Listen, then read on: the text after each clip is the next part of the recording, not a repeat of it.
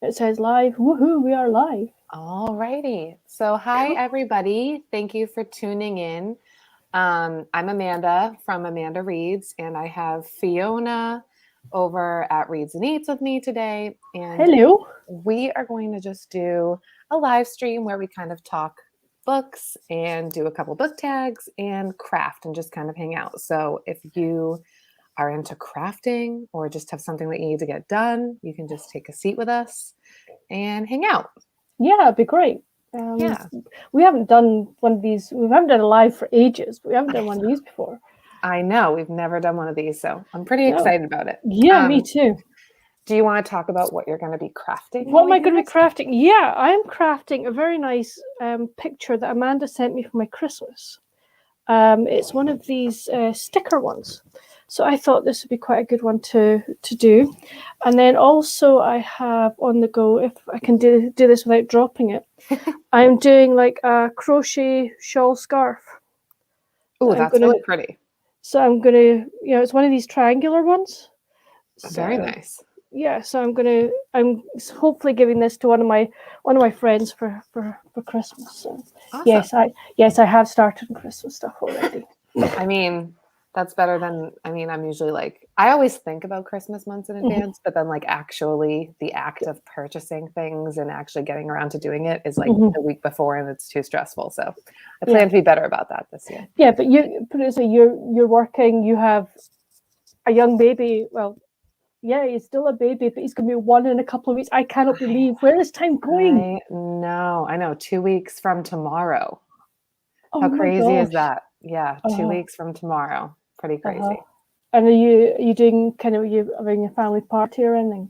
Yeah, we were going to have a party with family and friends, but we have so much family that it ended up that we just kept it to family. And it's going to be like space themed because that's his nursery theme. And that's just like, I've just been forcing that theme on him for the first year of his life. So we're just going to roll with it. You're going to be an astronaut, son. I have a lot of crafting. I'm like crafting all the decorations for that. So that's going to be my next foray into the crafting world after I finish what I'm doing. So what are you crafting during this show? So I'm going to be working on a bathroom sign for my Nana. So I'm going to kind of be like stenciling that on and going back and forth between that. And then I have my 1,000, this isn't really like crafting, but that's okay. My 1,000 connect the dots. My Scotland one. Oh, that's Edinburgh Castle, isn't it? Yep. And I sent you like, I think the Statue of Liberty is. It's huge. It's huge. And I started off doing it and I was like, where the heck are the numbers? It's like even with my reading specs on, I was like, where the places are these numbers? I know. So and that was the only 2-pager in the book. That's like the only one that's that big. Yeah. So I've done some of it, but not all of it. But I will get it finished because it is hard to keep. I thought what I might do is kind of once it's finished, and maybe if I can get a postcard of the Statue of Liberty, put them together. And put them in a frame and hang them up in my room. Yeah, that'd be cool. That'd be quite cool. Yeah, definitely. Yeah, so I'm kind of going to be going back and forth between those things. Cool. See how much we get done. Excellent. So, do you want to start off on doing a tag? Yeah. Are you actually? I wanted to ask. Are you currently reading anything?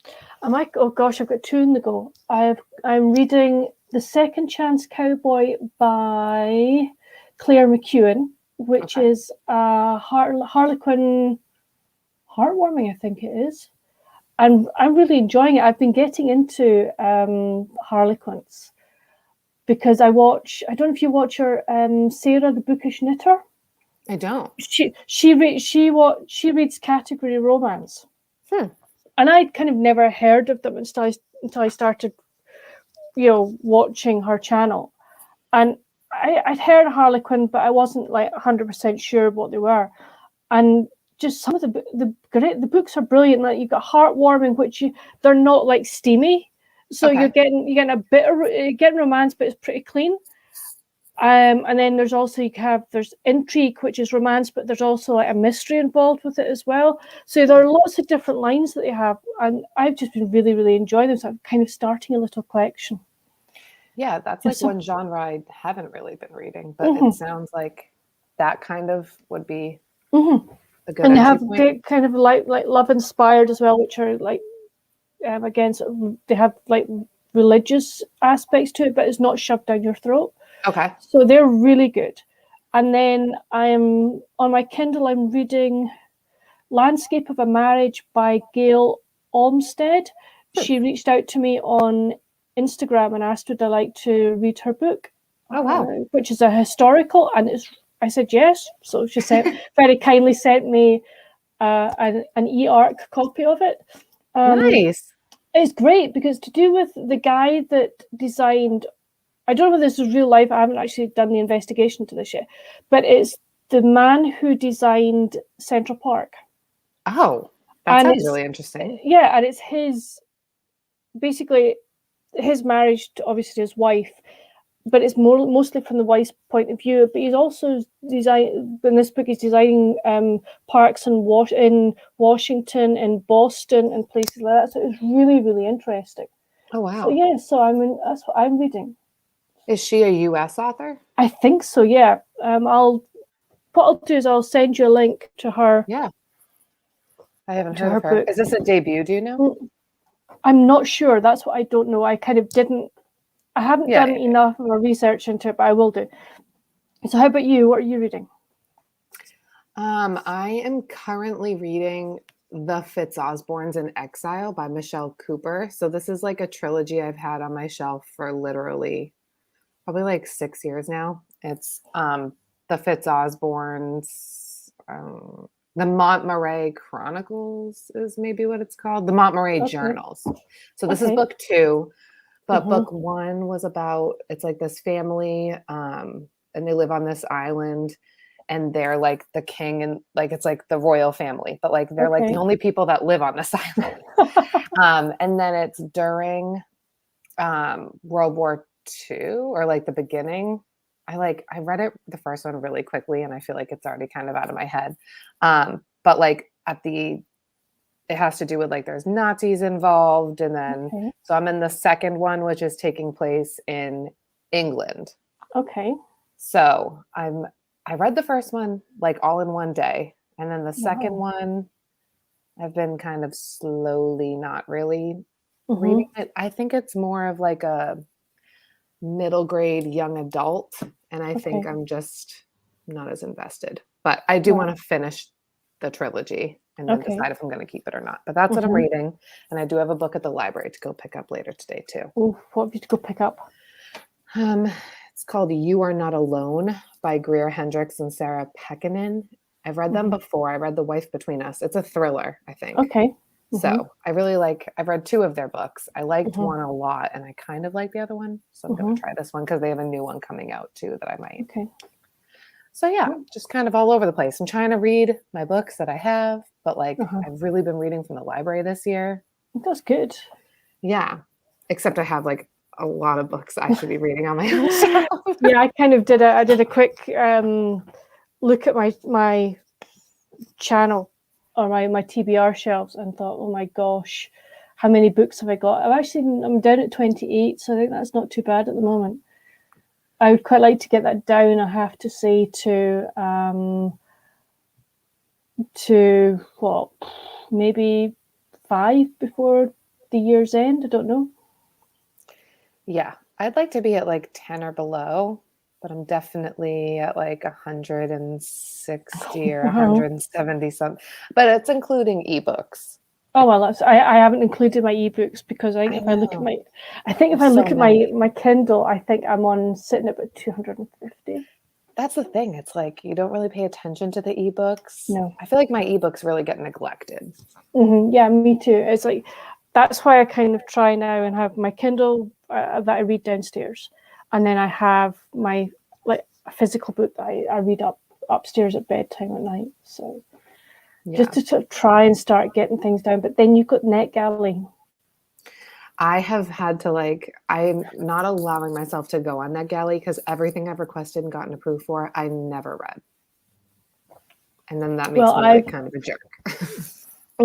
Well, I try and maybe I think I've got, what have I got in my NetGalley at the moment? I think I have something like 8 books on my NetGalley. So I'm trying to just get through them, and then I will request more, because I'm like, no, I am not allowed to go on and just keep going and keep going. So you could just go forever. You could do, yeah. But the thing is that you request the books in NetGalley, but it's not what do you call it? It's not instantaneous. You right, don't really and then know. you're still looking around. You don't know if you're going to get accepted. Yeah, so that I find rather annoying at times about NetGalley, I have to say. I agree. So I definitely agree. So that's been that. Does Callum like being read to? He loved being read to when he was like a baby. He was obsessed with just like sitting there, and he would listen to me read the longest children's books. Like I would be like, all right, buddy, like it's bedtime. And he'd just like hold on to the book, like never let go. Oh, bless. Now he's so all over the place, and he's starting to like almost be walking, and he just his attention is everywhere. Like his attention span is non-existent anymore right now. So I tried to read to him last night, and he's like throwing the books. He's trying to pull them out of my hand. He's not having it. I think he likes interactive books. So if there's like a flap that he can lift, but so far just like children's books, he's not interested right now. He has so many other things he wants to be doing, which I can't blame him. The world is pretty interesting, I guess, if it's your first time around. Yeah. So how's he getting on with the dog? Oh my God, they're like best friends. Oh, neat. I saw the picture you'd put on the wee reel you put on Instagram. That was so cute. Yeah, she really puts up with him. She's great. She let him grab her toys, and because she knows he's not trying to steal them from her, he just wants to play with her. And this at the end of that video I actually posted, he's going like "Burr," like that, and that's him barking at her. Whenever she barks, he goes "Buh, buh, buh," and he like barks back at her. And my parents have a very unfriendly Chihuahua that like hates children. She just doesn't like kids. And we were there yesterday to go in the pool, and he was obsessed with her because he sees a dog and he's like, oh my gosh, I want to be your best friend. So I have to be careful because she gets very easily threatened because she's so small. He's already bigger than her. But after like 10 minutes, she actually was, sniffing him, going around him. He pet her at one point, and she kind of let it happen. I texted my parents, and I took a couple pictures. I sent them to my parents, and my mom was like, no way. It's like, yeah, I have a dog whisperer on my hands. Woohoo! Yeah. So he loves dogs. Every time he sees a dog, he like tries to bark at it and go over to it. Oh, bless. So that's good. It's good for me. Yeah, absolutely. So, all right. You want to do one of the tags? Okay, hold on. I'll just stick this last sticker. Right. Okay. Right, we're going to try and do the books and life tag. This was, I saw this on Steve Donahue's channel. So first question, on a scale of 1 to 10, 1 being a normal person and 10 being the late Harold Bloom, how much are books and reading a part of your life? I would say that in my mind, I would be like a solid 10. But in real life, I mean, it depends. That's kind of like an ambiguous question because it's like I might not be reading every single day, but like, am I thinking about how I want to be reading every single day? Definitely. Yeah. So I would say that in terms of how much I care about books and reading, I'd be like a high 8.5, 9, because I don't. But like, I think that in terms of actually reading, you know what? I'm giving myself an 8.5, 9. Quite right. I mean, I have to say, I do read a lot. I make a habit of at night after dinner. I make a habit of sitting down, and instead of watching TV, I will sit and read. Yeah. Because I just, I prefer it. Although I have to say, if there's things like the Olympics or Paralympics on, I'll probably sit and watch that. But on most normal nights, I would say that at night I am I'm reading sort of about 3 hours, in the night. Yeah, I mean, Which that's is like what my intention would be, but I don't actually Uh-huh. follow through with it. But no, I mean, you've read a lot of books this year. I have. I've been You've actually read amazed so at how much many. I've read. And it hasn't been that I've been, shall we say, consciously going, oh, I need to read a lot of books, etc., etc. It just seems to have been that way. What I think will be interesting is that now that I'm back part-time at university, will my reading time, will the amount of books I read in, shall we say, from now till the end of the year, will that slow? Right. I think that'll know. be an interesting thing to sort of see what happens. Yeah. Will you find kind of reading when you go back to work? Kind of like you will have less time? Yeah. I think though that I need to be more intentional about using free time and not just like picking up my phone. I mean, I like to play like games on my phone, like strategy mind games. I'm a big puzzle game person, so I do a lot of puzzle games, which is I need to just figure out and map out like my different forms of self-care and get those prioritize them. Because I do like to sit down at night and watch TV with Anthony, because that's like the only time we have together during the day. But at the same time, I also have to figure out how I can fit in all my hobbies and things I also really want to do. So yeah, I might just read. I feel really good. Like in July, I read like 1,000 novellas. Wow. Like July was not really 1,000, but July I read like 18 or something things, which for that's me brilliant. is like, right? Actually, it might have even been like 20, but it was a lot of novellas because they were so short. Yeah. And like, I don't know, sometimes I feel like they're not like real books. They are real books. They are real books. It's a full story. Yeah. But I think maybe like throwing in some novellas each month when I'm back at school will help me like stay motivated, because you're completing things faster. So yeah, exactly. So, okay, right. Question 2. Where does your personal library stand right now in relation to the rest of your life? Do you have more books now than you ever had? Fewer? How has your library changed? I would say I have. I actually just donated some books. So, but I still would say I have my personal library right now is intentional. All the books on there are ones that I see myself reading, have already read, or like would want to reread. I've been really good about narrowing it down, kind of. So I would say I have the most books I've ever had on it, but that I feel good about what's on it. Okay. I think I need a room requirement. Do you know that? Don't we all?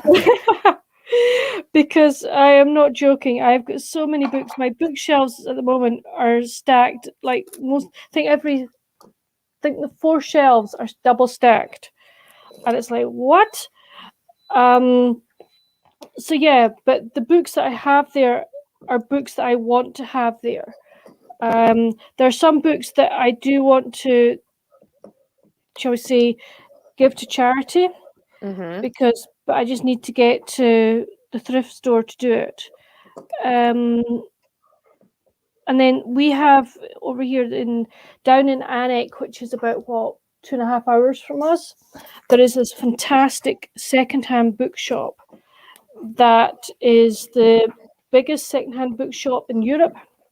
Oh wow. And we have an account there. And basically, if you take your books, books that you've read, etc., that you don't want to have anymore, down to them, and you have an account, they put money into your account for you, that you can use to buy books. So I do actually need at some point to do a very good run to Alnwick, but there's this thing called COVID, and the numbers over here are beginning to rise again, and I'm like, no way. So I've got to juggle that. So I think I've probably got more books than normal, most of them that I will be keeping because, as I was saying to you earlier, I've started collecting like Harlequin books, some of their lines, and I would really love to have a bookshelf somewhere that where it's just them, so Yeah. that would be good. So. Yeah. When I went last week or the week before and donated my books, we have a place called the Used Book Superstore, and they carry new books and like books that people have brought in. So my thing is I've been trying not to add any physical books to my bookshelf unless they're ones that I've read like from the library that I really liked that I want to have on my shelf. So that way I'm not adding unread books to my physical shelves. So I went and I donated, and they'll pay for any YA. They won't pay for children's books, but they'll pay for YA. And they'll pay for Harry Potter. And I had a couple things that I brought, and I had like $30 in store credit, because you can either do store credit, like you were saying, or they'll give you money. But if you take the money, they only give you half of what you earned. Yeah. So I actually got a brand new copy of Malibu Rising by Taylor Jenkins Reid, which I love. I haven't read it yet. Yeah, it's good. Is it worth it? Yes, I liked it. Okay. I think I gave it like 4.5. Right. Okay. And then I got Little Fires Everywhere by Celeste Ng, which I liked. I read that a couple years ago. And I don't remember what the last book I got was. I don't know, but it was something else. Yeah. And it was all free because of the books I turned in. Cool. So that was good. Oh, yeah, I don't remember what I got. That's pretty bad, but whatever. And then they're going to be getting the new Kristen Hanna, The Four Winds. So I'm looking at my shelves like, do I want to donate some more books so I can get a brand new copy of that? Okay, cool. So next one. Take a mental step back and ask yourself, what is the most likely first bookish impression a newcomer would have in your home? So we just had a party on Saturday at our house. And my bookshelves, which you can kind of see, kind of a little bit. There they are. Those are new. And so we had a lot of people here that have never been here before, and people were coming upstairs to use the upstairs bathroom, and they were just like, wow, you really like to read. And then like people that have been here who have seen my books on my old bookshelves, like it just looks better now on the new bookshelves. And so they're like, wow, those look really good. Like, wow, you really like books. Like that's everyone's first impression. It's just like, cool. Wow, I see you on social media all the time talking about books. Oh, I see you reading books. Yeah. I mean, in our house, like the books we have like a landing, and Dad and I built like virtually floor to ceiling shelving unit. Oh, nice. And that is full of books. I mean, it's like full to like virtually overflowing. And then in my own room, I have 1, 2, 3 sort of sets of shelves plus a big shelf up above where my old desk used to be. So it's absolutely cram-packed with books. And it's like, I need more bookshelves, but it's like, in order to get more bookshelves, what do I have to do? I have to get rid of things like a wardrobe or a couple of wardrobes. And I'm like, I need the clothes. Yeah. It's like, oh. So yes, so that's battle. It is a never-ending battle. Mind you, it's like, I looked to my wardrobe today when I was getting something, and I thought, oh, I really do need to tidy this out because it is such a mess. And it's like, well, maybe if I tidy it out, I can make more space. But then it was like, yeah, okay. Seriously. Yeah. I feel like that's everyone's problem, is having to go through everything all the time. Oh, I know. So next question, how often, if ever, do you clean or reorganize your books? I only really reorganize if I'm moving locations, like house, or moving like my books to a new shelf or something. I try. It's so overwhelming and it takes so long that I don't do it often enough. Or if I'm donating books, then I'll kind of shift things so that the shelves look better. Yeah. I have to say, like you, I'm not one of these people that will that will dust the bookshelves or anything like that. I'm like, no, life is too short. I suppose I should do more, but it's like I dust the front. Yeah, when The I'm empty space, yeah. Yeah, I do dust the bits of shelf that I can see, Yeah. you know, that the books are not there, but you know, I do not make a conscious effort of going one day, oh right, I'm going to go and tidy my bookshelves. No. But I know there are people who do that, like maybe once a week or whatever, and I'm like, no, can't. That's like people who reorganize for fun. I'm just like, that is such a task. I know. And I just can't bring myself to do it. I mean, no, and I would like to, but I just don't. And I'm also not one of those Marie Kondo who's like, you should only have one. Is it 20 books or something? And I'm like, what? Number, yeah. No. I know. Sorry, can't do that. So okay. On average, how many books do you acquire in a given week? Nowadays, I know that I have only, I don't know. I don't acquire many. I acquire like one book a month at this point. Do you keep like a tracker or anything? I have like a whole spreadsheet where it has my. No, I've only spent $56 so far this year on books. Wow, that was good. Which is like really good for me. That is fantastic. I don't keep a track. I probably should, and it would probably be frightening if I did. But the thing is that I have over here in the UK, there is a study going on at the moment because of COVID.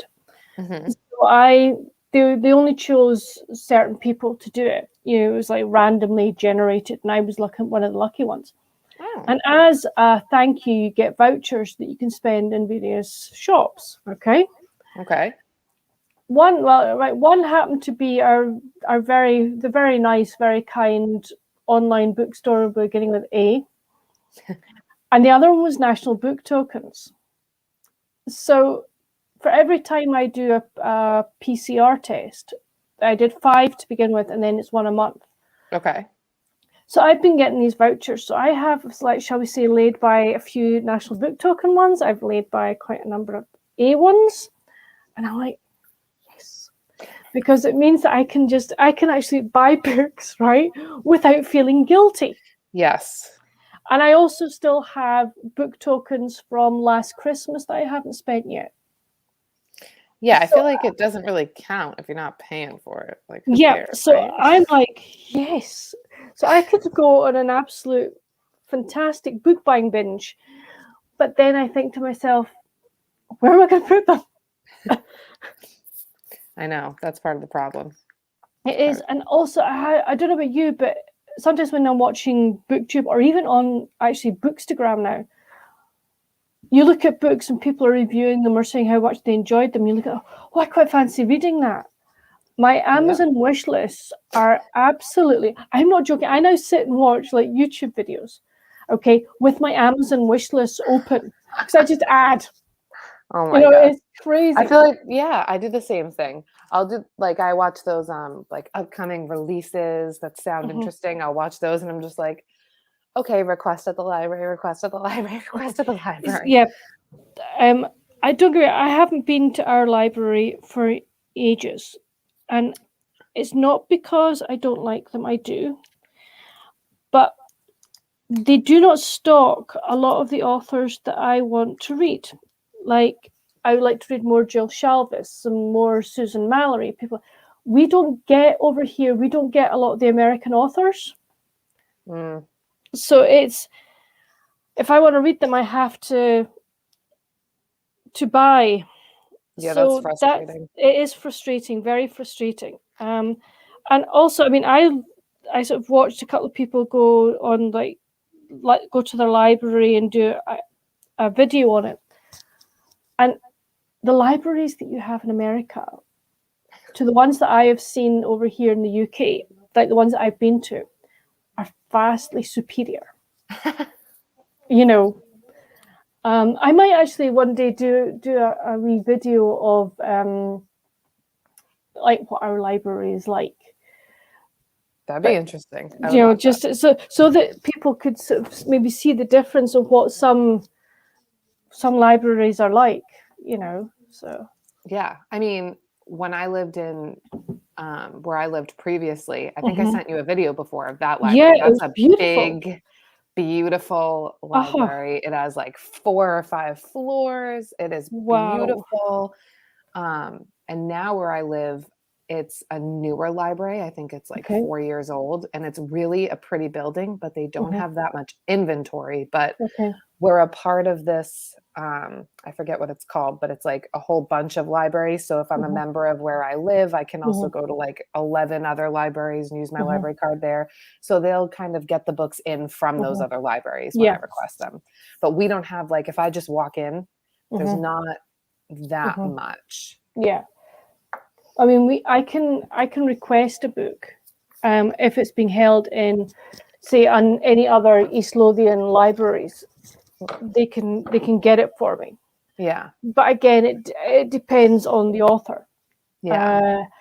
You know, if you want them, you can sometimes persuade them to buy the book, but that doesn't happen very often. I have noticed that I get emails from them, and that I can't remember what they were using for the way of ebooks and stuff, but they've now gone on to using the Libby app. But I don't know how that works. So I'm going to have to investigate that and see if that makes any of the, shall we say, the books that are available any wider. So yeah, I have the Libby app. It's like Overdrive. Did you use Overdrive before? I can't remember what we used before. And there's also, I don't know if this is just like a US app or not, but some libraries work with the Hoopla app. I've heard people talk about the Hoopla. Yeah. So like the library I belong to right now, like where I live currently, does not go through the Hoopla app, but I still have my library card to where I used to live. So I link it through that and it works. And they have different books than like what I would get from them on Libby. Yeah. Like there's access to just different titles. It's a little more like those obscure titles that you wouldn't really be able to find other places. So yeah, that's been good. Hopefully they don't revoke my library card. we just want to see. Yeah. Okay. Right. Next one is, this is a different one. What song is your current ear warmer? What song? Oh God. So, I know. I don't know. What would you say? I haven't a clue, because I have to say I haven't been listening to music all that much either. So I don't know that I have one. When I just feel like I listen to like the same dozens of songs over and over again. I don't necessarily think I have like one right now that is a favorite song. Well, neither do I. So, okay. Next question. What percentage of your self-control do you retain in a well-stocked bookshop? Well, since my finances are now shared, I have to have restraint. That's one good thing since being married is Anthony forces me to rein it in, which is really for my own good because, you know, but it will be like, you know, I'll see the book, I'll look it up on Amazon, it'll go on my wish list, I'll look at it for a few months, maybe I'll end up purchasing it from somewhere, but I do show restraint only because also the only bookstores that I have access to near me, like full retail, not like used bookstores, is just Barnes and Noble. And the prices at Barnes and Noble are out of control. I went with a gift card and I ended up just using it for Callum because like I wanted to either buy The Invisible Life of Addie LaRue or Malibu Rising. They were both like $30. That is what? Yes. Oh my Lord. Yes. Like one was 28 something and then there's tax. And then the other one was like 30. And I'm like, okay, I read these and I liked them, but I didn't like them for $30. And when on Amazon, they're like way cheaper. So when I go to Barnes and Noble, yeah. And that's why I just used it on Callum because the children's books are way more reasonably priced. So when I go to like a legitimate bookstore like a chain bookstore, Mm-hmm. I have a lot of self-control because it appalls me Mm-hmm. how much. Like I just got the new Harry Potter, the Mina Lima edition. Have you seen that? No. Hold on, it's right here. I'll grab it. I might even be able to grab it without unplugging my headphones. Here it is. Oh, whoa. So Oh, it's an hello. illustrated. See, look, it's illustrated, and you have like things you can like you can open the letter. Oh my Lord, Yeah. that is gorgeous. So this is really nice, and it's $37.99 retail. Okay, $38 at Barnes and Whoa. Noble. It was on sale for $14 and something cents on Amazon. I got this for less than $15, Wow, but that it's is stunning. retail $38. So Oh, I have to show restraint. so is that are they doing all of them like that? Chamber of Secrets comes out in That is October. stunning. Look at that. Oh my Lord, that is stunning. Oh yeah. Oh, hello. I think I may have to. But I would say get it on Amazon. I will do because I Because have vouchers. It's like, and it has so many cool little things. There's like a pop-up chess set. Oh my gosh, that is so neat. It's pretty cool. Oh yeah. So how restrained am I when I go into bookshop? Where we live, we don't have any bookshops near us. So I have to travel for about 40 minutes by car to go. Wow. Which is the outskirts of Edinburgh. And we have a small Watersons there. And it's nice and it's good, but maybe not, it doesn't have obviously the extensive books that big Watersons in the centre of Edinburgh has. So I can be quite restrained in there. If I'm going for something and they don't have it, I will not come out. It's funny, if I'm out with Martin and we're out in this sort of shopping mall area and we walk past Watersons, he will actually put his hand in front of me. He's like, don't pay attention. You're not allowed to go in there. You're not allowed to go in there. It's like, okay. That's funny. It's quite funny. So it's like, so yeah, I do try to show some restraint, but not, I think my restraint when it comes to places like Amazon but I've found Better World Books. Oh. Yeah. Oh, Better World Books. Oh, right. Okay. Here you go. Your restraint might just go out the window in a minute. Better World Books are online. Okay. They can be cheaper than Amazon. Okay. They are secondhand books, but they are in good condition. For every book that you buy, they will give X amount of money to a world literacy campaign. Oh wow. And every time you buy a book, you get points. So the points add up and you end up getting, you can get a free book, basically. You can put your points towards the cost of a book. Cool. So that's actually get every time you buy one all year round. Yeah. Because I know Amazon was doing it in this month. Mm-hmm. They're doing points back. Right. But not forever. Mm-hmm. For like 1 month. So that's good to know. Yeah. I'm probably not going to look at it because then, yes, I'd be in trouble. So. Would you? Could you sort of say to Anthony, right? Can I have a book? So he's budget for the month. buying books, but he just says, "Can you read the ones you have, the 100 and something that you have on your shelf first? Yeah, but I don't. And then you can buy some." But I don't. Maybe I don't feel like reading them. They're just out. I think if I donated them all, he'd let me buy more.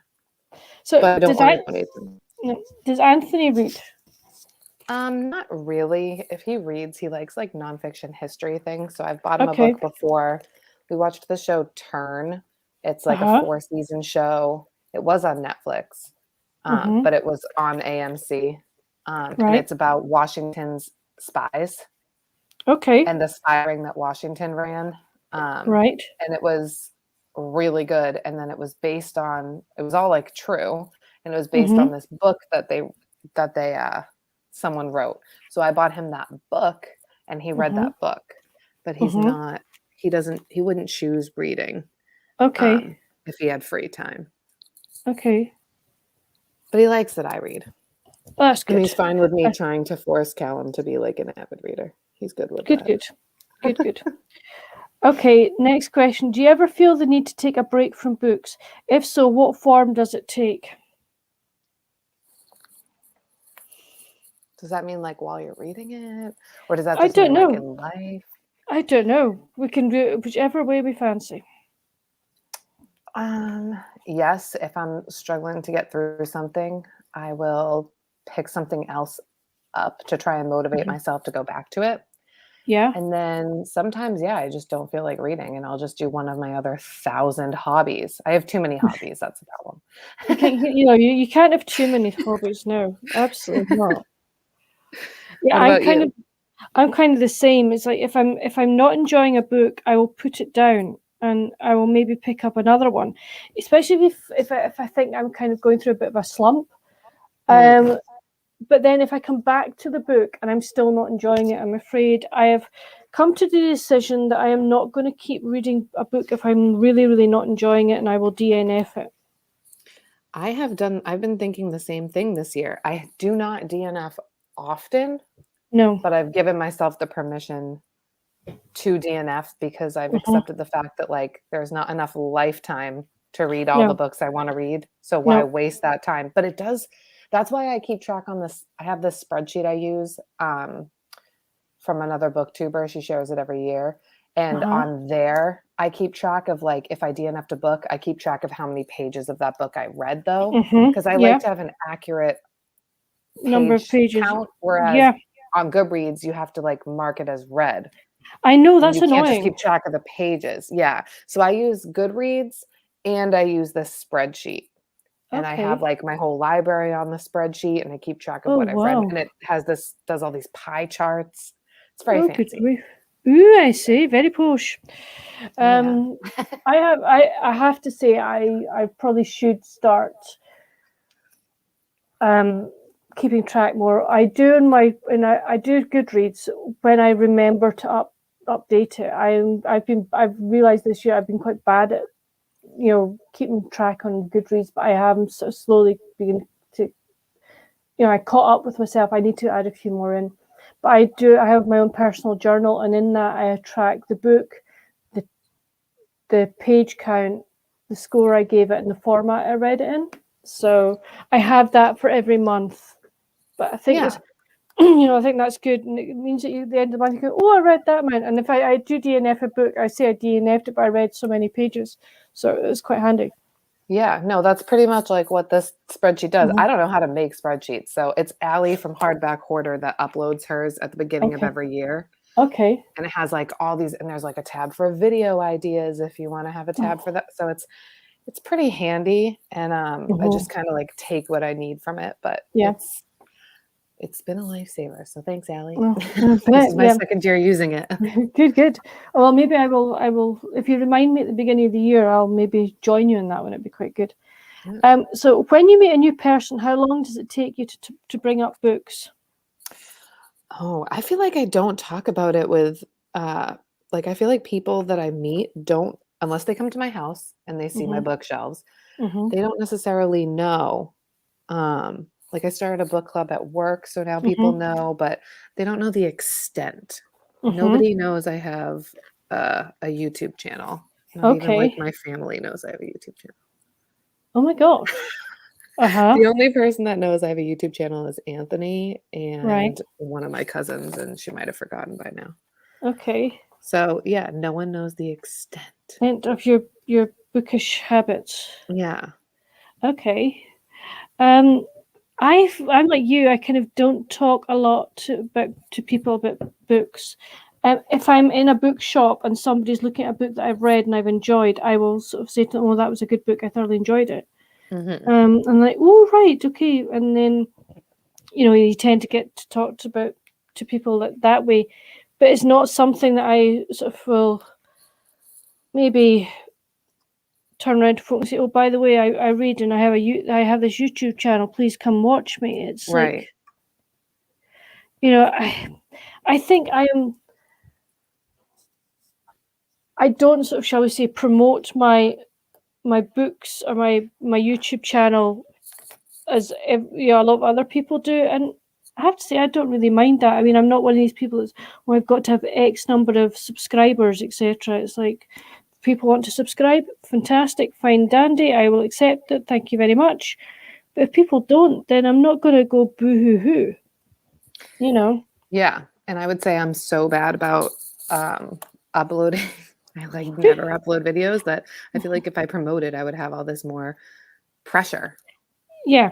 And I don't want to have that pressure because life is too crazy at the moment. Yes. So if people want to stay subscribed, I really appreciate it. I would love to have more subscribers. I would love to have videos uploaded 3 times a week. And, you know, it's just not possible right now. No. So, but I have thought, like, I don't want to delete my channel. I like doing stuff like this and making time for this, but I can't commit to like a weekly thing. No, I mean, with my channel, I'm like, right, okay, I will do like a Friday Reads video, and I will do my NetGalley reviews. And if there's any other book that I've read that I've really enjoyed, I will, you know, I can share with that.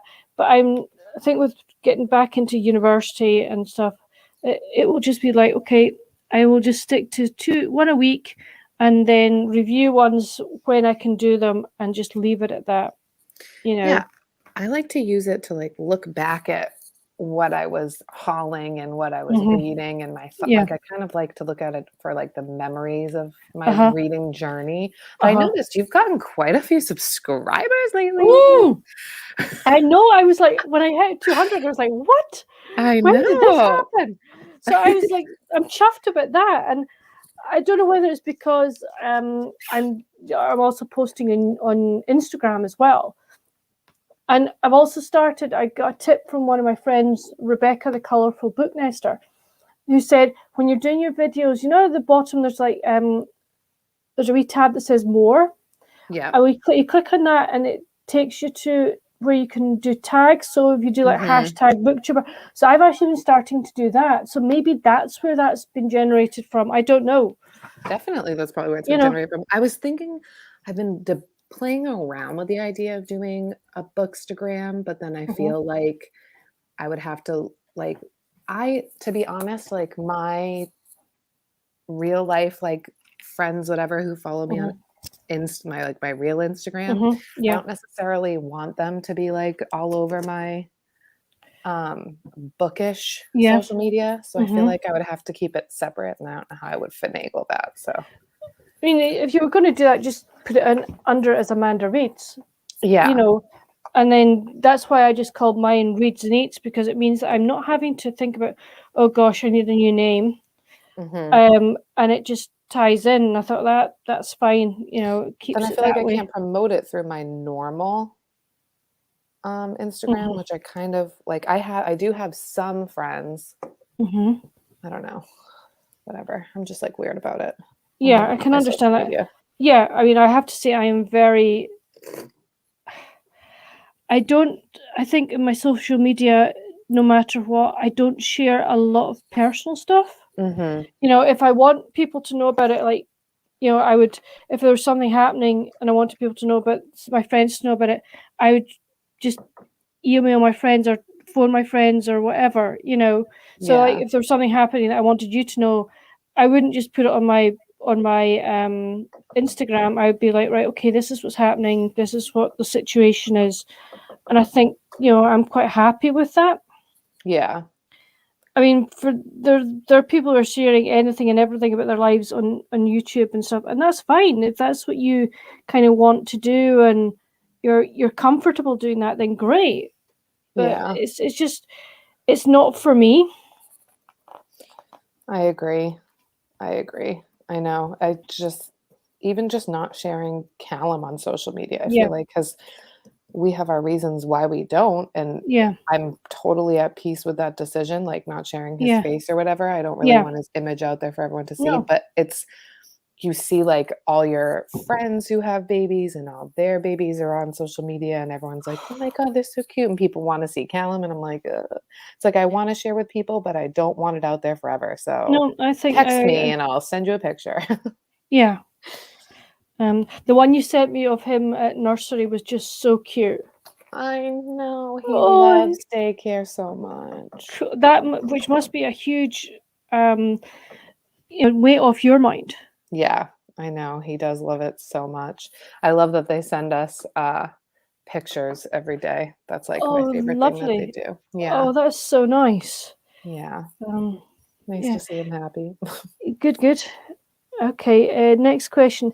Have you given any thought, made any provisions for your personal library after your croak? Jeez. I know, it's like Hopefully Steve. I won't have to think about that for a long No, time. exactly. Me too. No, I'm sure they'll just all like get thrown away. No, I haven't either. And it's like being an only child. I was thinking, so who would actually end up having to deal with all of that? And it's actually my three little cousins. So I'm Yep. like, haha, guys, you're in for some fun.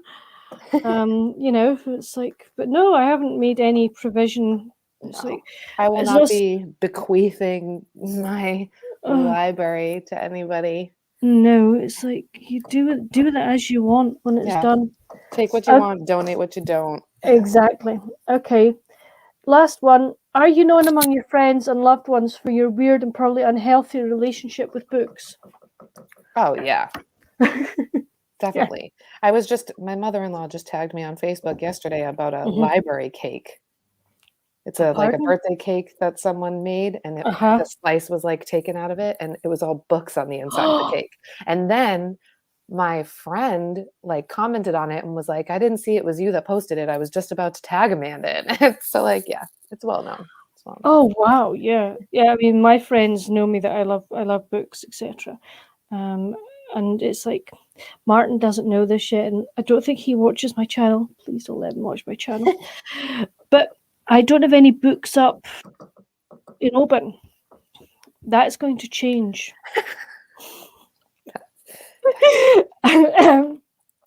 He has a bookshelf on it, but it's like none of the books are mine.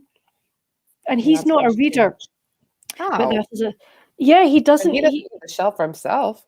Well, you see, it was his mother's, so Okay. when she passed, he got it. So I've decided that, so if you don't read, I'm going to make use of it. Thank you very much. And I'll start adding some books in there. It means that when I go up, I don't have to keep carrying books with me. Yeah. That's my excuse, and that's what I'm going to stick to. Yeah, just bring some of your unread physical Yeah, TBR up there and just be yeah. like, listen, these are all books I need to get to. Mhm. Makes me look forward even more to coming up. There we go. There you go. That's it. So there we go. That's going to be the next. That's going to be the next plan. We'll see how well that goes down. What are you doing? Putting those in there. Why? Because I want to. Because I don't have any room in the bedroom for them. It'll be fine. It'll be fine. I think as long as I make him a cake or make him one of his favourite meals, it'll be all right. Soften them up with food. Yeah, exactly. Make him a nice thick hot chocolate and pamper him. He'll be fine. There we go. All right. So Was that the last question of that one? that was the last question of that one. Yeah, that was So quite a this good one actually. Yeah, that was a good one. Let me show you my progress. So I have Let's my see. stencil on the sign. Oh wow! And I did my Mod Podge to seal it, and then I have one coat of gray on there so Okay. far. Well, that's how I'm doing with. Oh, you're getting pretty far. I am. It's really nice. I'm enjoying it. It's Kind fun. of relaxing, right? It is very relaxing. Yeah. Yeah, I saw a whole bunch of those too at Barnes and Noble, but again, they were way overpriced. So. Because they have all different ones. They have like a celebrity one. I think the one I have is like a naturey one. This is it's really nice though, and it's interesting. The colors kind of fit in with what was my my sort of spring color scheme, and my pictures in my room. Yeah. So I thought, well, that's quite good because I can do this, and then I can frame it, and then next year it can go up when those go back up. So yeah, so it's like I'm starting to think now about my autumn decor. Oh Do yeah. you change your decor for seasons? I only change them really for holidays. So like for fall, we'll put out like a pumpkin on the front step. Nothing really inside changes unless I like craft something and put it out. which I don't often. Christmas, the whole inside of the house, I have enough Christmas decorations to decorate like the entire house. So we go all out for Christmas. But I don't really do seasonal. I just in my own room, I change up like the cushions that are on my bed, the cushion covers, and then I change like the pictures on my walls, and that's it. But I think this year my curtains.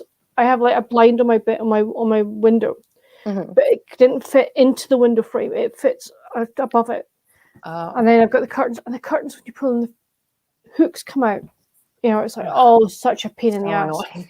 So we've decided, Mum and Dad have decided we've got a couple of rods like that in the house that don't work. So we're actually going to go for the metal poles or the wooden poles, the curtains, like the ones behind you. Yeah.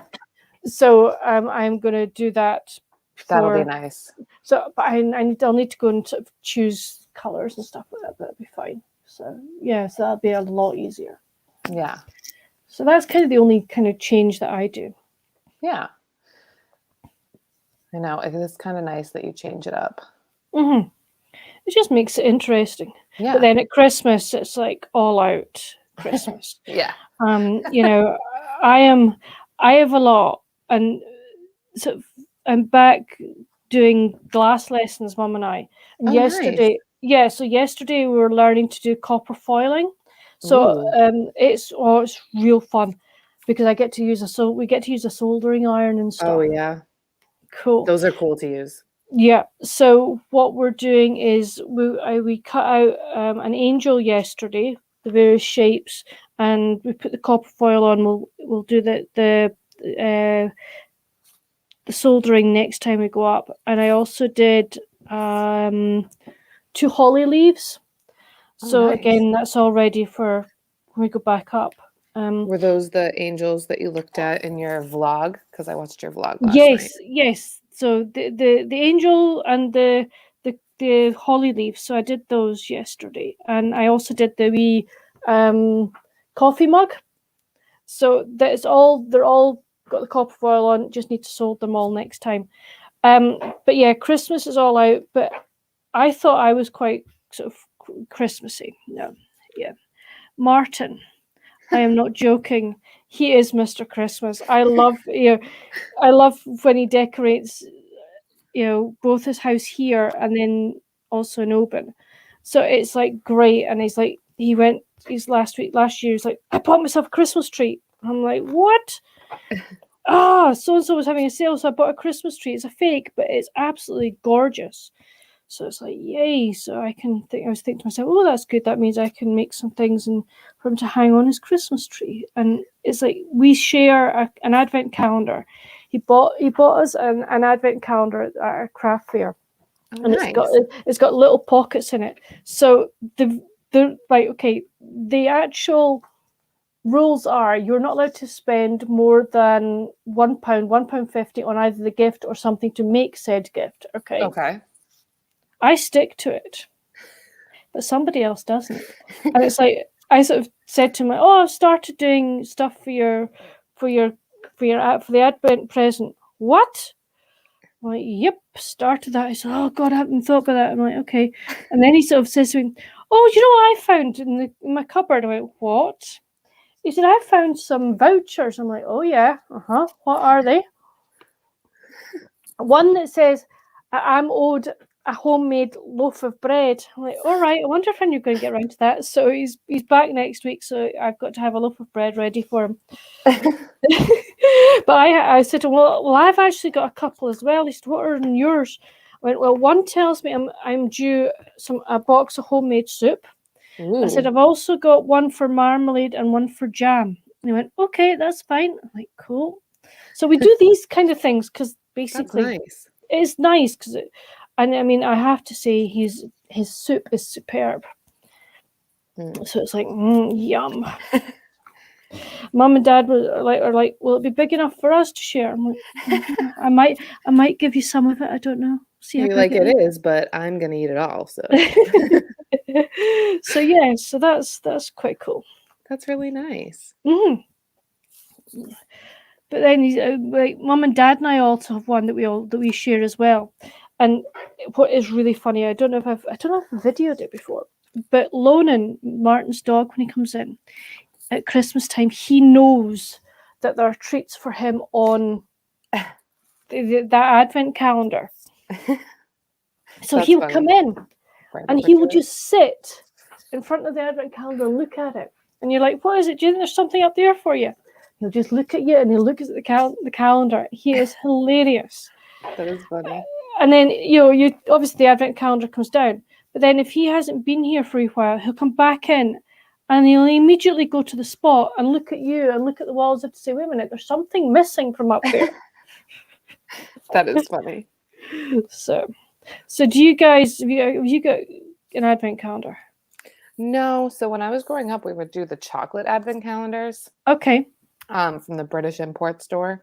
Mm-hmm. But now that's closed, and they do have like, I don't know, it's just not the same without that good, delicious Galaxy chocolate in it. So I just feel like I want to do something for Callum, but obviously he can't have chocolate yet. So no, not until we sort out that milk allergy. So yeah, so we're not going to do anything like that right now, but maybe in the future. Like I've never done like a gift advent calendar. So if he really can't do any tasty little treats, that might be a nice little thing to do.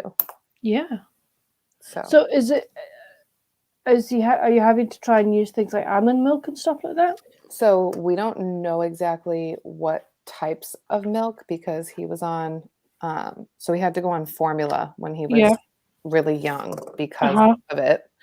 And then he was on hypoallergenic formula and he was still having a reaction to it. Oh, no. And now he's on amino acid formula and he's not having a reaction to it. So we don't know what milks it is. So right now we're staying away from all milk. And then at 1 year old, we're going to try cow's milk and see what happens. But we're going to have to kind of narrow it down and see. So I don't know. We'll have to see. Yeah, it's kind of a bummer, but it's tough to find like good sources of protein. Yeah, he doesn't really like meat. He doesn't like the taste of he likes fish. Right. Okay. But he doesn't like chicken. Like chicken is he will gag if you even try and give him any form of chicken. It's really dramatic. Wow. And he doesn't like turkey. He likes ham. So he likes ham. And fish are the only two meats that he has liked so far. But like everything has milk in it.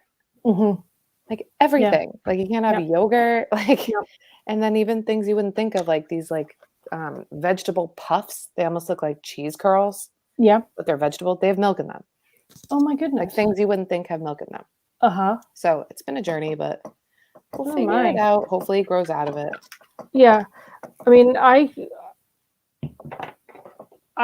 was allergic to milk when I was younger. Okay. I mean, I can remember, it was like we were talking projectile vomit job. Ugh.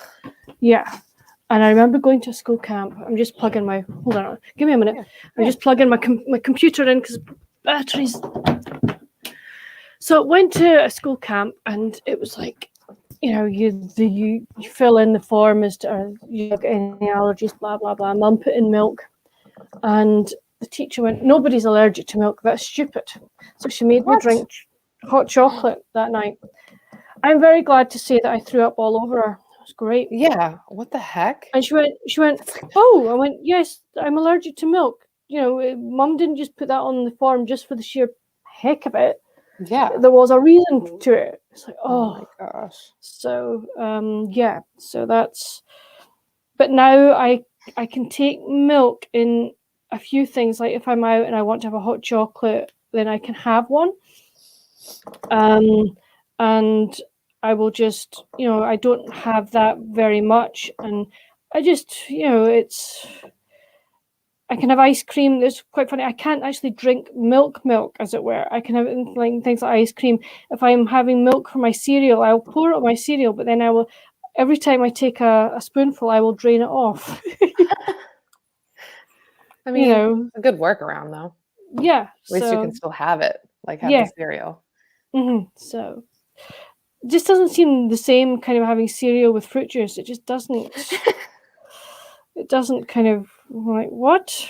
Not as appetizing. No, but hey ho. So yeah, hopefully he'll grow out of it.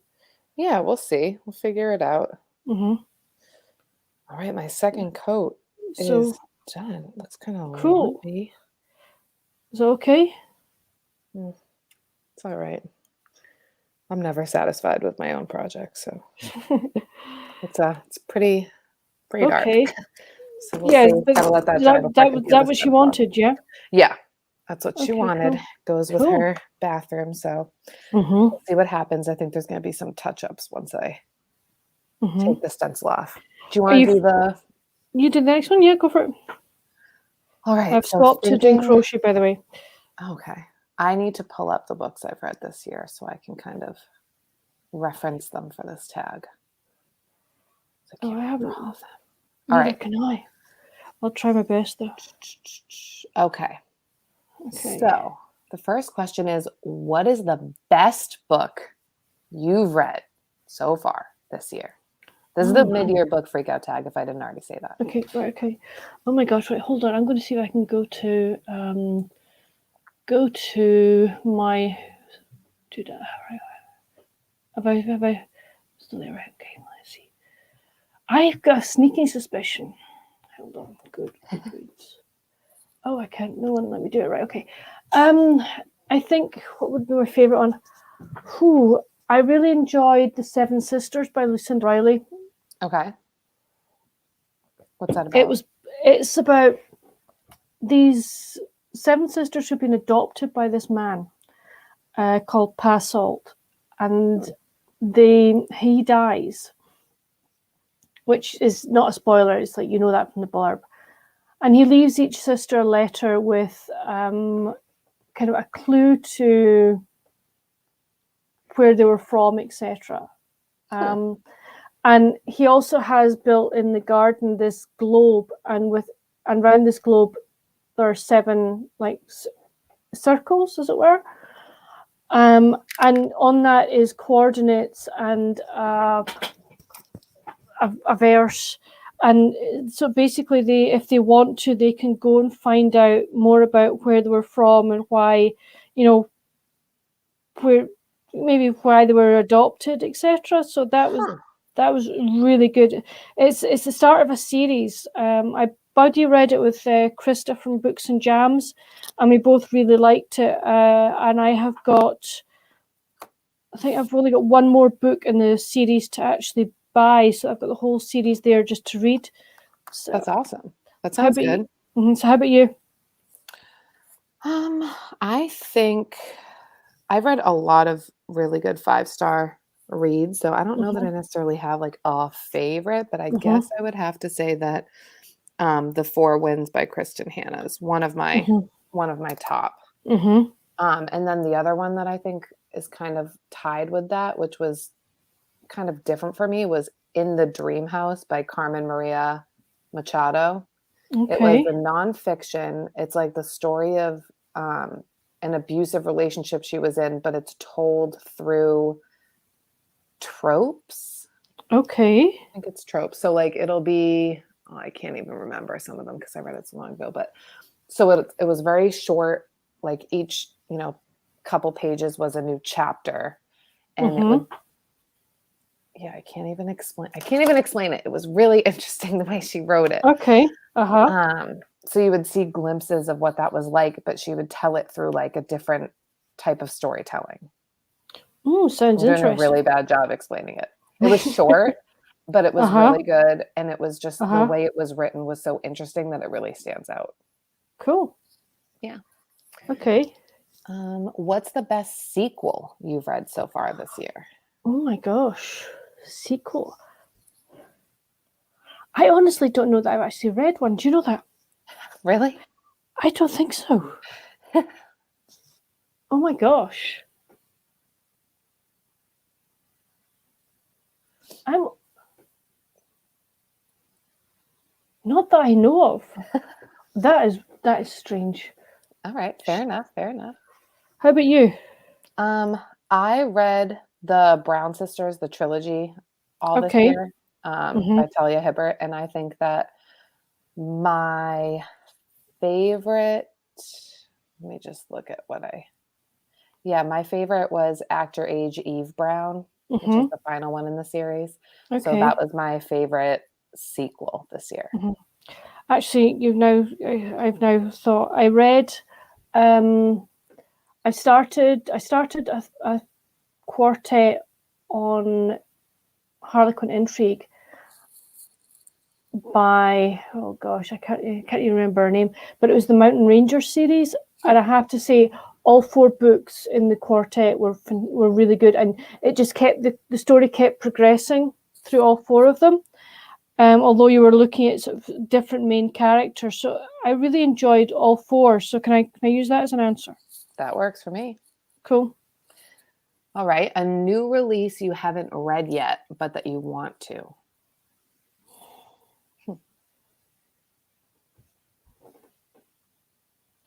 If I'm honest, I actually don't know what has been released this year at the moment and what hasn't, because I'm not really keeping up with that, if that makes sense.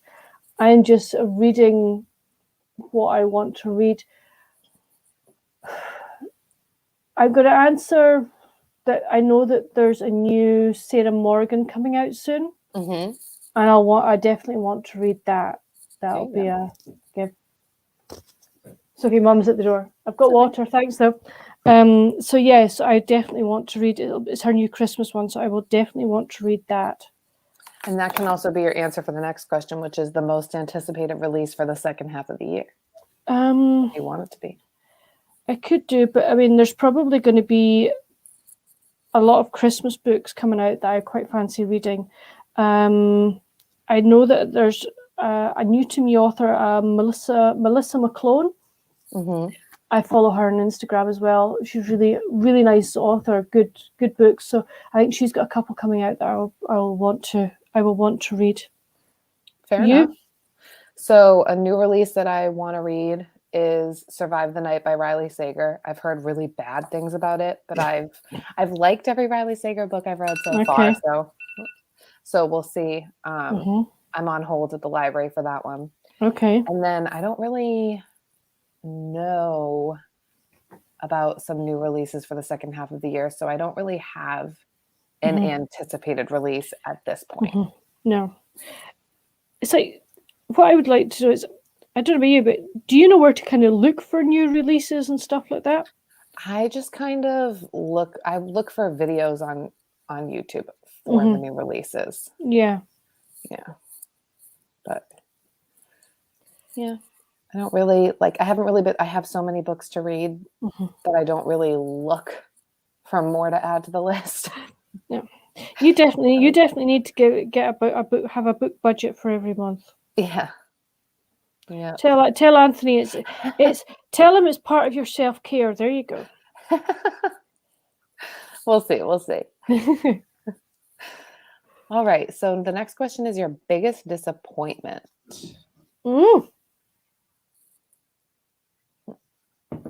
I know I've had a couple of one-star reads, but I'm blasted if I can remember what they are. Shows you just.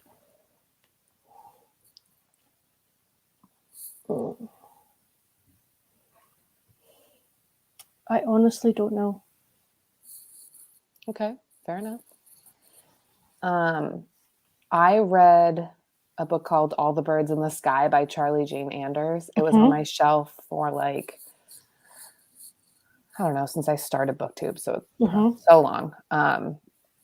And I was really interested in it. It kept surviving all my unhauls because it sounded so interesting. It had to do with time travel and all these cool things. It sounded so great, but it did not live up to what I thought it was going to be. Okay. It was kind of a disappointment. It didn't really have that much like there was no actual time traveling that you got to see. Okay. So it was just not what I expected, and it wasn't really my type of book. So I was disappointed. I ended up donating it since then. I'm glad I got to it, but it was just I was hoping I would like it more than I did.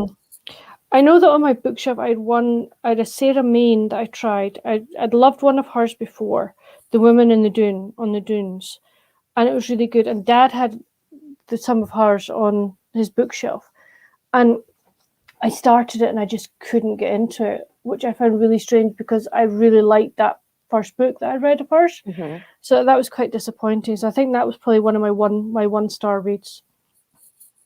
Fair enough. What was your biggest surprise? And this could be positive or negative surprise. Biggest surprise. I have to say, I think reading sort of like Harlequin intrigue and things like that, because it's not something that I'd thought about reading. And it was thanks to Sarah, the Bookish Knitter, here on YouTube that I got into them.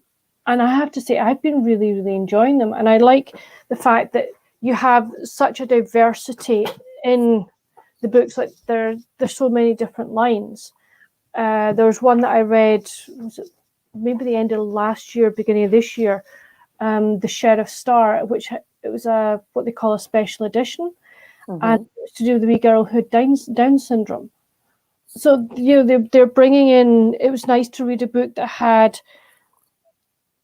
a character that has disability.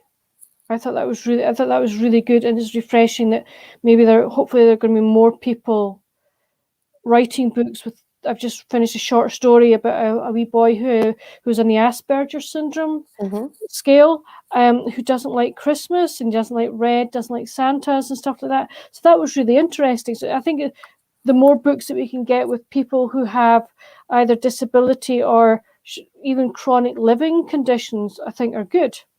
Yeah. Agreed, for sure. My biggest surprise was I read Green Lights by Matthew Mcconaughey, which is a memoir. Okay. And that he wrote. And I actually was just surprised that I enjoyed it because I don't tend to enjoy nonfiction that much. So I was just surprised that I actually enjoyed it. I didn't rate it. I don't really rate nonfiction that much. So but yeah, that was a surprise. Do you have a favorite new author, either a debut author or someone that's new to you?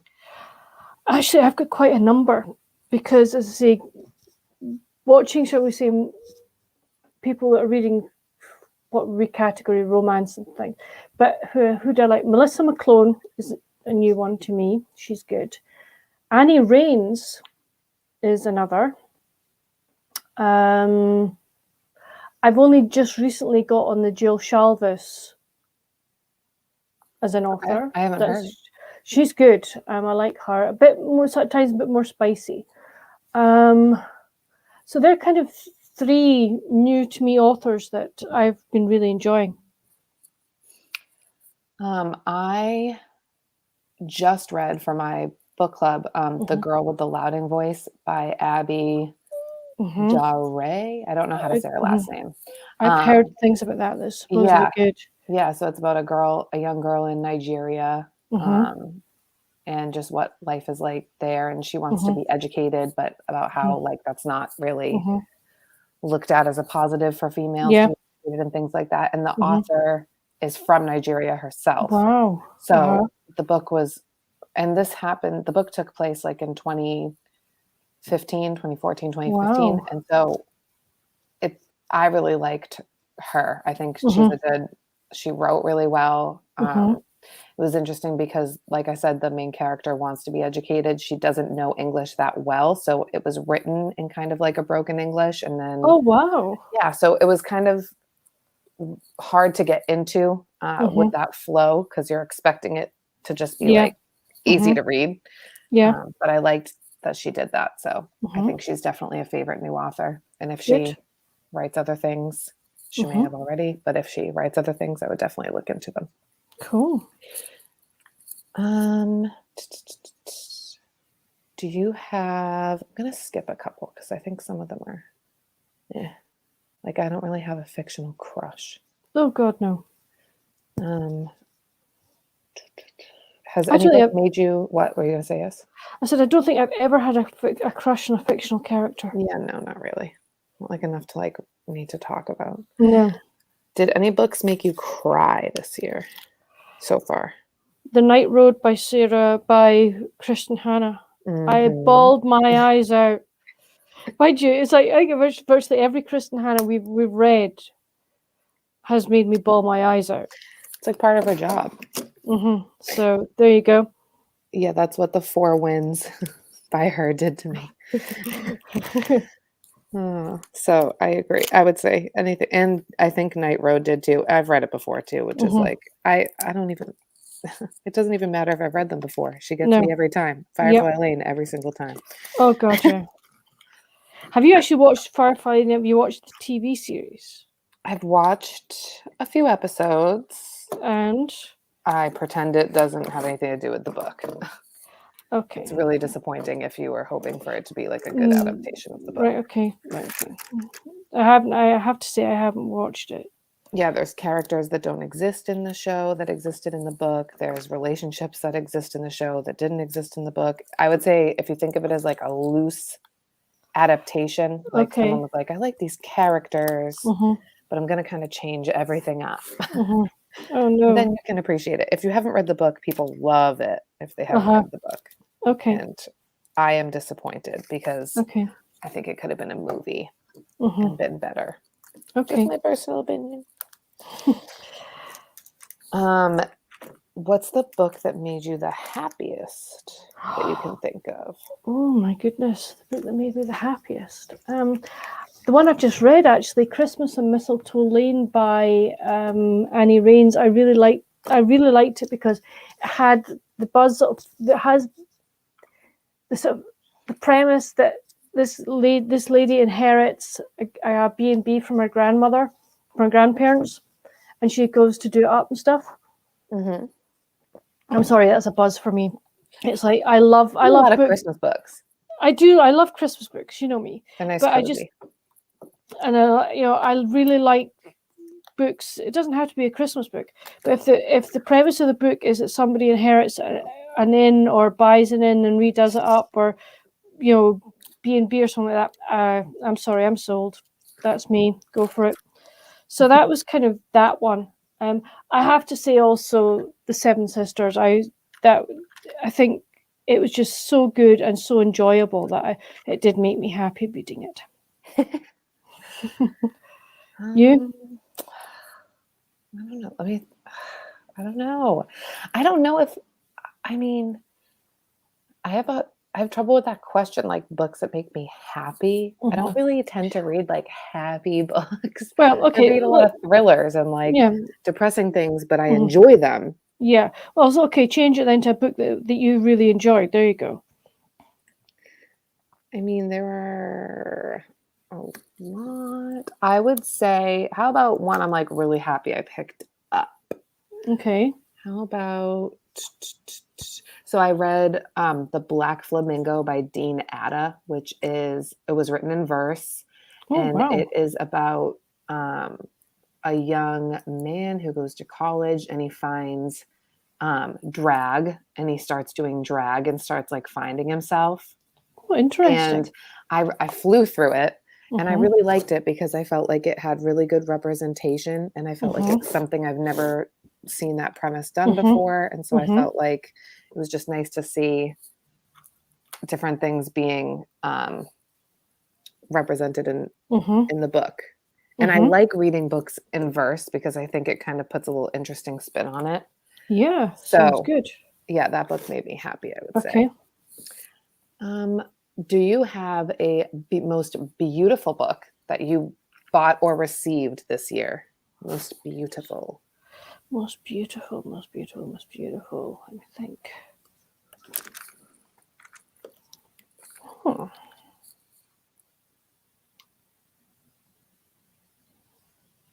Not that I'm aware of. I'm trying to think of what I've bought recently. It's been anything that is like, wow, beautiful. I don't think I do. No? Unfortunately. You? I think that Harry Potter was pretty beautiful. I think that is stuff. But also I bought, like I said, Malibu Rising by Taylor Jenkins Reid, and I love that cover because it's like so bright and vibrant. So I think that's a really nice cover. Oh, I remembered the other book I got. I got The Guest List by Lucy Foley. Okay. That was the other one I bought that I read. Mm-hmm. And that one has a character named Callum in it. Although I've read like 4 books with the name Callum in it since Callum was born, but none of them are like great people. So. Callum's a fabulous name. I love the name Callum. It's a very good name to have given your son. And hopefully he'll be the best representation of that name. He will be a fantastic representation of Callum. I wondered, is Callum like a family name, or how did you come up with Colin Callum? So we knew that we wanted to either have an Italian name or like a more British name, just like represent like our sides. And we were watching a TV show and there was someone named Callum on it that was British. And we were both like, oh, I really like that name. And like, I've heard the name before, but you don't really meet anyone named Callum over here. It's like a very not used name in the US. And so I was like, oh, I really like that name if the baby's a boy. And then I just like clung to it. And Anthony took some convincing, because I feel like when you're thinking of a name, you don't just want to like pick a name and be done like 7 months in advance. So Anthony had his other choices, and you know, eventually I won. Good. I told him we could use, if we have another boy, we could use his first choice. I mean, Callum he loves the name Callum. Yeah. But there were other names that he really liked too. So I told him, you know, let me have this. Let me have this. So you can have the next one. Yeah, but he doesn't regret it. He definitely thinks it was the right choice. So good. Yeah. Yeah, cool. And then what are some books you need to read by the end of the year? You have some NetGalley ones, right? I've got NetGalley ones that I need to read by the end of the year. But what I've done, hold on, I shall go onto my phone and tell you what I need to read by the end of the year, because I've been making use of my calendar on my tab on my phone. So I have them all down here on the dates that they are published, so I know that I need to read them. So I need to read next month A Lot Like Christmas. So that's a Christmassy one. All the Christmassy ones seem to be coming out just now. Then I have a Royal Christmas Fairy Tale. So I've got that to read. That's October. I've got about 4 to read in October. Good grief. Oh, how's this one for a title? A Christmas at Gingerbread Falls. Oh, that sounds awesome. Next, sounds like it's going to be so cozy. Yeah, Slashing Through the Snow. So that could be quite fun. That's a cozy mystery. That sounds like a murder mystery. Yeah, slashing through the snow. Oh, yeah. And then the next one is An Unexpected Amish Christmas. I'm quite like my Amish books. So I've got quite a number, and I've got Death on the Shelf, which is a cozy mystery by V.M. Burns. Now these ones are great because they are set in the main character runs a mystery bookshop. Ooh. And the point is, and she has her granny and her granny's friends at the assisted living complex help her solve like mysteries, like as in real life mysteries. But she is the lady that runs the bookshop is also writing her own cozy mystery set in England. So you get the story. You sort of get the story that she's of her solving the mystery, as it were, and Nana Jo and all Nana Jo's friends. But you also get the story that she's actually writing as well. That's cool. So it's like a 2-for-1. 2-for-1. So I would highly recommend V.M. Burns. There you go. There's another author for you. All right. So how about you? I don't have any that I need to read by the end of the year, unless one's from the library, obviously. Yeah, I'm not going to put any pressure on myself. The new Sarah Morgan, I'm sure, will come out. Yeah. And I'll read that. But besides that, I just want to keep chugging through and knocking books off my physical TBR because it is like daunting. Yeah. Mind you, we haven't done a buddy read for a while. We'll have to try and get a couple in before the end of the year. I know we haven't, and it means that we can knock some off your TBR pile for you. There you go. There we go. Definitely. Okay, next question. That was the last question. Oh, cool. That's good. Yeah. How are you doing with your crafting? I'm doing okay. Right. Okay. There's kind of where we are at with the crochet. I've added a couple of more bits to it. Very nice. These are So some nice colors. Beautiful colors. It's like there's the yarn ball. Oh wow! So it's all one. It's all one yarn. Yeah. Wow, I like that. It's really cool, isn't it? And the color schemes. I mean, I say I've got one for myself done. In another color scheme that is. Did you post a picture of it? I think I saw it. Yeah. It's kind of like autumn colors. Yeah. So it's a different pattern to this one, and when I look at this pattern, I actually prefer it. So I think what I will probably end up doing is ripping out the one I did for myself and doing it in this pattern. I have this color scheme done in another shawl scarf in the pattern that I used for myself, and I'm actually going down to my aunt by marriage. She's not been well, and I thought her husband was up this morning to see how we were. So I said that I would go down to there. I was going to give him it to take to my aunt. And why don't you come down this afternoon and give it to her? I said, well, I've got a live show on, but I'll come down about 4:45. So in about half an hour's time, I'll come down and give it to her. He said, oh, she'd really like that. So yeah, that would be nice. So yeah. So how are you doing with your?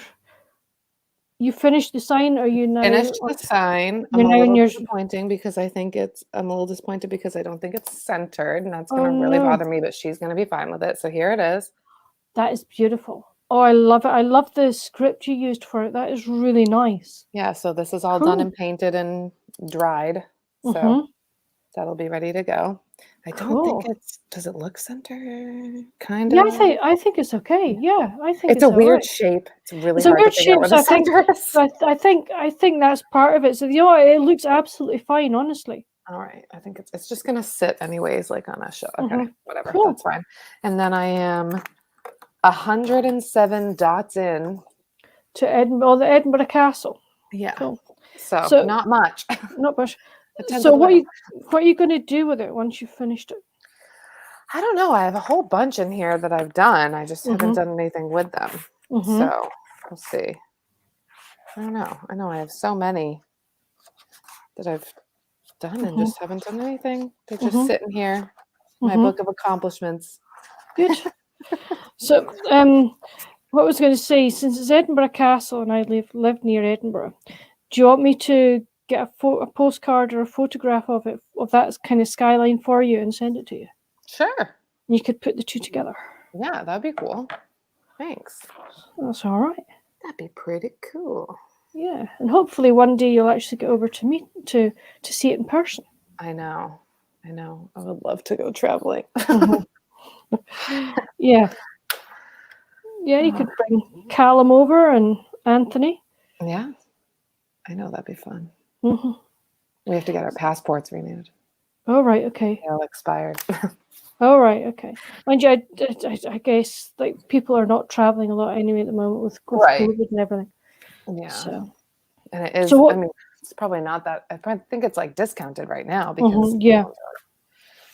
So what's the kind of the COVID situation where you are? Like.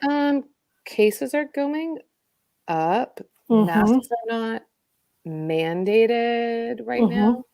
But a lot of places are just having people wear masks inside. It's kind of like up to businesses. At school, there's no social distancing that's going to be happening, but it's masks required at my school until the end of 2021, and then they're going to reevaluate. Okay. But like the next town over from where I live is in New Hampshire, and they're not doing masks when they go back to school. So it's literally like a town by town, city by city basis. But it's kind of nice that they won't have to distance because like we couldn't have our desks where we wanted them to be. Mm-hmm. And it was really hard to keep the kids apart because if they don't want to be apart, They won't do it. Yeah. So I like that they're wearing masks. Mm-hmm. But kind of weird because they're going to be eating lunch all in the same cafeteria without masks on. So I don't know how that makes any sense. Mm-hmm. But we'll see. Everyone has Mm-hmm. to come back or they can enroll at one of the 2 online schools. Mm-hmm. So there's no virtual learning, which is great because that's such a pain in the butt. Mm-hmm. To have like some kids on the computer and some kids in front of you, that was really challenging. Mm-hmm. So as of right now, there's no shutdowns or anything happening near me, but we'll see. We'll see what happens. Yeah. But I'm glad for the masks at school because then like we don't really have flu season either. Like Yeah. everyone stayed pretty healthy. Yeah. Which is rare. Like usually you got like half a class missing from the flu. So I don't hate that. Kids are kind of nasty anyways. So yeah. Yeah, I mean, I think we're in Scotland. It's mandatory. We have to wear masks in public places, on public transport, stuff like that. And I'm quite happy. We're still on. I think most people are still kind of distancing, as it were, but not on like public transport. You can sit next to people, who are not in your bubble, etc. Okay. Which is. I can understand they've got to do it, but it makes me very wary. Yeah. I'm like, and the numbers here are going up. I read on the internet that if necessary, they'll do a circuit breaker lockdown. I don't know that that's going to go down well. Yeah. And I know that kind of for students going back to university, at least for Stirling anyway, they're saying, right, you have to be tested. You're going to be doing lateral flow tests twice a week. If you have any symptoms, you're going for PCR testing. And I think they have to show like negative tests before they can actually go back. Because I think most of the learning this year is going to be in person. I'm lucky I just get to work from home, which is absolutely fantastic. I don't have to go near university. That is nice. Which is lovely. So my commute, is now from the kitchen to the office, and that's it. That is nice. And there are some universities around here that are saying you have to have a vaccine before you can come to school. Yeah. So we'll see what happens. But I mean, they're allowed to say that. Yeah, but whether it'll actually happen or not is another story. Well, you have to pay if you don't come to school with a vaccine. You pay like $100 a week until you're vaccinated. Wow. And then I think at some point you're in trouble. I don't know. I haven't really been paying attention because I know that sounds bad, but it doesn't really impact me. So I haven't really been paying attention. But yeah, it's a lot of things happening at once. Yeah. So when are you back to school?